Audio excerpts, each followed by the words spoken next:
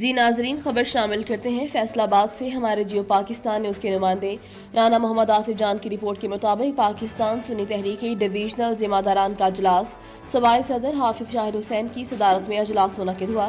اجلاس میں ڈویژنل صدر محمد آصف رضا قادری، حافظ یاسر مدنی، مولانا بہار علی رضوی، مولانا عادل رضا قادری، احمد نثار قادری، مولانا بدر منیر قادری اور دیگر نے شرکت کی۔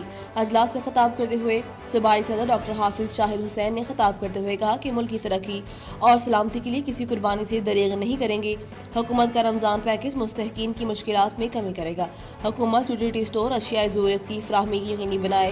رمضان مبارک میں مساجد میں حکومتی SOPs پر عمل درآمد سے کورونا سے بچا جا سکتا ہے۔ کشمیر پاکستان کی شارک ہے، کشمیر کی آزادی قریب ہے، کشمیریوں کی سفارتی اخلاقی حمایت جاری رکھی جائے گی۔ اجلاس کے آخر میں ملک کی ترقی، شہدائے پاکستان اور کورونا وبا سے نجات کے لیے دعا کی گئی۔